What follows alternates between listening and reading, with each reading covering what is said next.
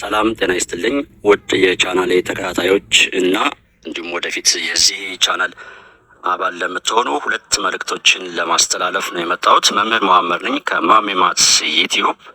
ይህ ቻናል ያው እንደነዚህ ደንበኞች ወይም እስከዛሬ የነበራችሁ እንደምታውቁት የሂሳብ ትምህርትን ከሁለተኛ ክፍል እስከ 12ኛ ክፍል እያስተማረ የኖርና እጅግ ከባድ ለውጥ ያለው ቻናል እንደሆነ ታውቃላችሁ። አዲስ የመጣችሁም ወደፊት የምታዩት ይሆናልና እነዚህ ሁለት መልእክቶች፣ የመጀመሪያው መልእክት አዲስ እየመጣችሁ ላላችሁ እና እንዲሁም ነባርም ከሆናችሁ መካከል አንዳንዶች አዲስ ከምትመጡም በእርግጥ ሁሉንም ሳይሆን እንዲሁ አንዳንዶች እንዴት በተከታታይ ኮርሶቹን ወይም ትምህርቶቹን ማግኘት እንደምትችሉ የተለያዩ አስተያየቶች እየደረሱ ስለሆነ ለእያንዳንዱ ሰው በየጊዜው ከማስረዳት ይችን ቀለል ያለች ቪዲዮ ወይም መልእክት ለማሳየት ያክል ነው።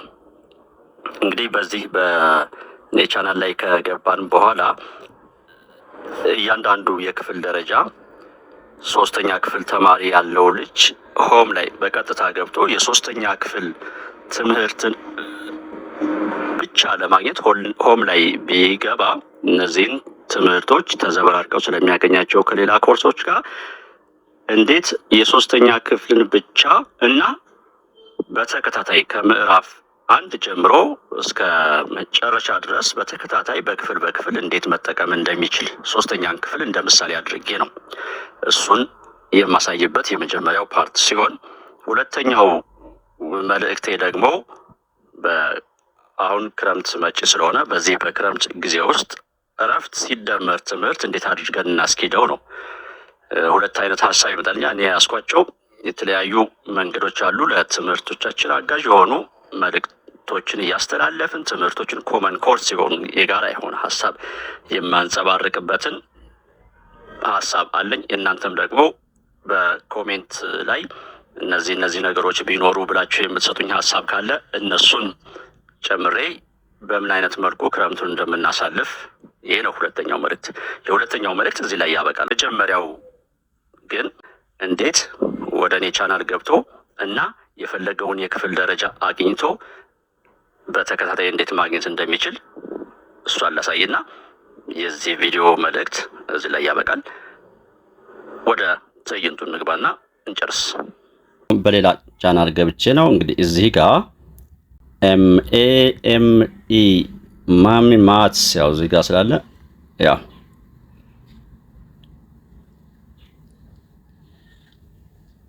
አሁን በሞባይል ሲሆን እንዲህ ይመጣላችኋል።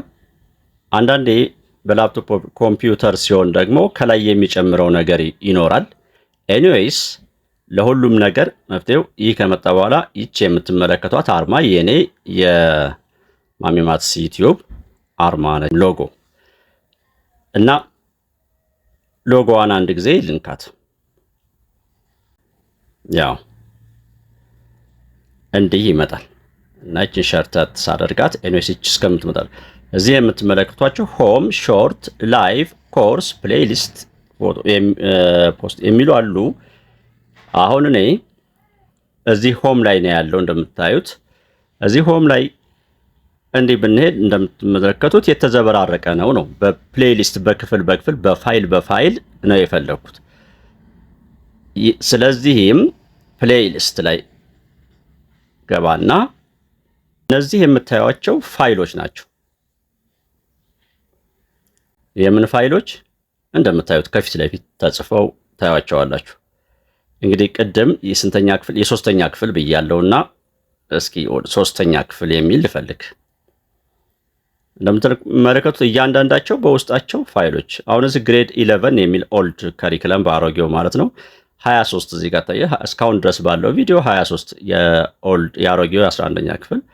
ወደ ኋላ መለስ ብል እዚህ ጋርም እንደዚሁ ለወላጆች እዚህ ጋር የሶስተኛ ክፍል የሚል አገኘው። በቃ ሶስተኛ ክፍል ላይ እስካሁን ባለው 66 ቪዲዮዎች አሉት። የሶስተኛ ክፍል ብቻ ነው ይሄ። እንግዲህ አሁን አንዴ ፋይሏን እነካለሁ። በቃ ያው እንግዲህ ከዩኒት 1 ከምዕራፍ 1 ክፍል 1 ጀመረ። በቃ መቀጠል ነው ከዚህ በኋላ።